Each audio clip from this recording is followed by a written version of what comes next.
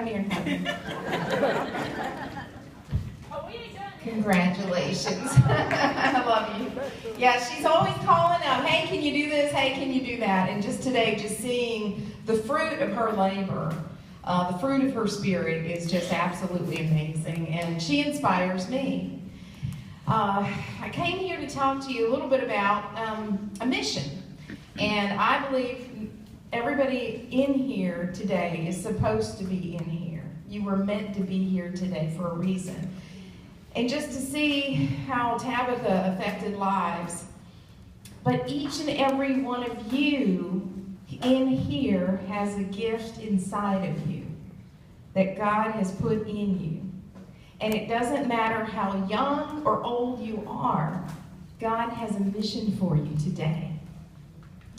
And as I talk, I want you to be thinking about what I can do for other people. What mission did God put inside of me? Some people can make people laugh, like Tabitha. Some people can spur other people on, like Tabitha.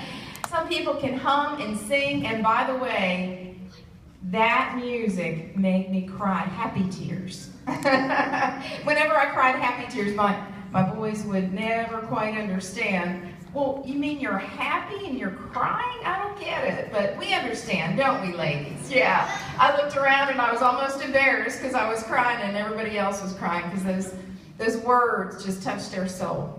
But talk about a mission. In many years ago, I said a prayer. I was feeling kind of antsy. Has anybody ever felt like God was pushing you to do something? You ever feel like that? You know, you feel like I'm supposed to do something, but I don't know what it is. So I said a prayer, and I was in my bathroom. I always pray in my bathroom because I had 3 boys just growing up, and so that was the one quiet place I could find. And I said, God, I thought that I might be that missionary in Africa, like my Aunt Kate. But it turns out you have me on a path to be a news anchor, and that's fine. If all the doors to being a news anchor and a writer and writing books seem to open, but I always thought I'd be a missionary. And I know that you're trying to tell me I've got a mission. I feel kind of antsy here. Could you show me what it is? 1 month later, I was diagnosed with breast cancer.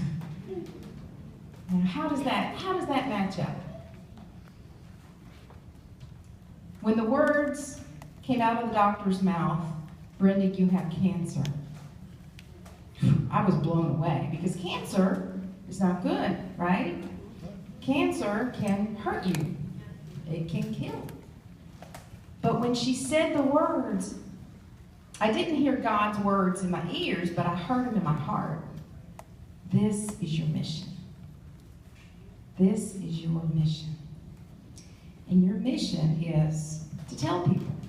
So, as I was battling cancer, and I'd go and I'd get chemo and radiation and different things, I would also go out and speak, or I'd go out and talk to people who also had cancer.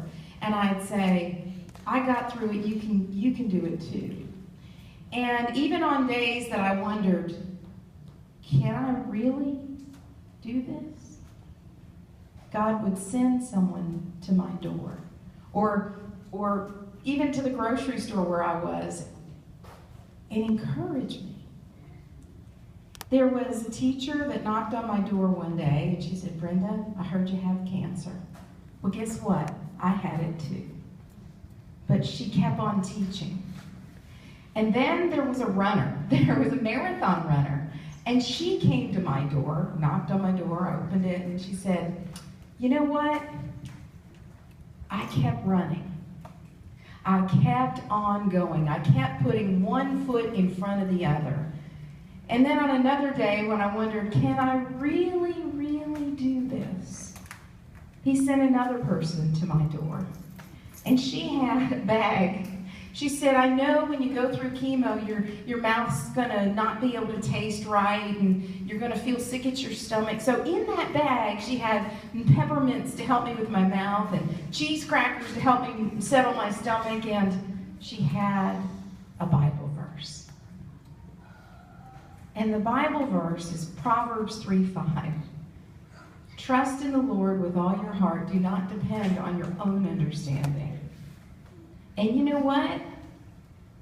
I held on to that Bible verse through every day. When it was hard to get up out of bed, when it was hurting, when my feet didn't work. Anybody ever have that where your feet don't work? That's not fair, is it? But instead of stopping, I put one foot in front of the other, and I kept on keeping on. And to this day, when I run, and I just had a Conquer Cancer run, and people said, "Are you limping?" I said, "Yes, I am." I limp when I run, and I'm proud of it. You know why? Because God let me be here. And am I hurting? I don't focus on the hurt. I focus on the fact that God is allowing me to be here to speak to you today, to finish that race, to finish this race, to be here to encourage you. Do you know what the word encouragement really means? To give courage to someone. You have the power within you to give courage to somebody else.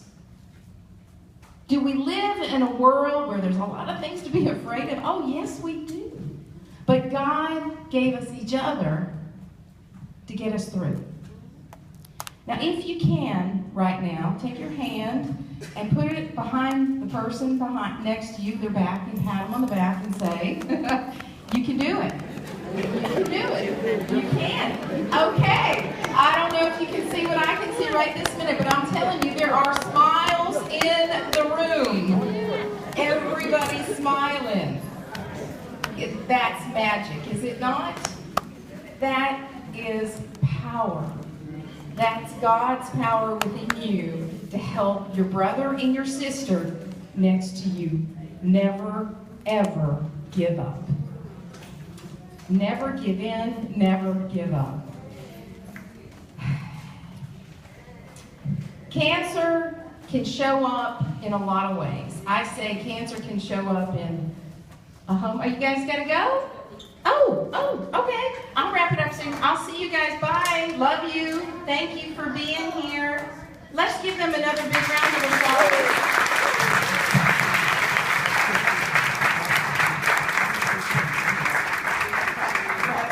Okay. A lunch, yes, yum. All right, have something sweet for me, okay? But anyway, I've had cancer not just once, but twice. And the first time I learned to trust God in absolutely anything, that He would give me the courage to get you through.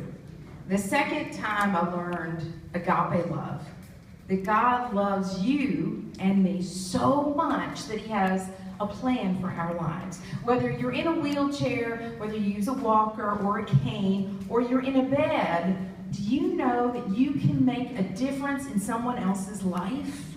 You can. You can by maybe a smile, or a pat on the back, or a simply, you can do it. Be there to walk next to the person you care about and tell them you can. Recently, a young man said to me, "I don't know if I can do it." I said, "You get up." Sorry. You get off. There's a lot of tears today. What is up with that? You get off the mat, you put one foot in front of the other, and never give up. You never give up. Do we have obstacles? Yes. Do we give up? No. Why? Because there's something special beyond that. Because when you go through tough times, your heart grows.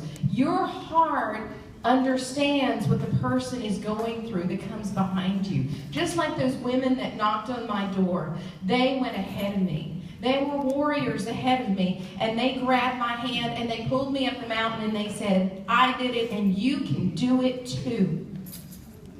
Don't give up." And when I was in college, and I was struggling, and believe me, I know when you're in studies and the kids here, it's not always easy, but I'm telling you, don't give up. Keep chipping away at it, one step at a time. And I have 2 kids in college now, and I have to tell them this too. Don't give up. Don't give up. Get up off the mat and keep swinging. My mom would write me a letter every now and then, at college, and she'd say, encouraging words. There's that courage word again. And then at the bottom, she wrote, never give up, never give up, never give up. Winston Churchill quote. During World War II, that was a bad time, especially in London. Winston Churchill was the prime minister, and bombs were dropping all over the city of London. And so the people, they'd have to stop what they were doing and go underground into what they called the tube or the subway. It was an underground train. And he would tell his people, never give up, never give in, never give in. If he had given in, if they had given in, if the United States had given in during World War II, where would we be now? You can't give up, because you have a gift inside of you, even if you're 110, to encourage someone in your life. Your children, your grandchildren, your neighbors, you might be that one word of encouragement that keeps them going. Kids, whatever the obstacle is you have, you can get through it and overcome it. So I'm here today to tell you this, if you'll repeat after me. Never give up. Never give up. Never give up. Never give up. Never give up. Never give up. God bless you and thank you. I'll see you tonight at 6 o'clock and 10 o'clock.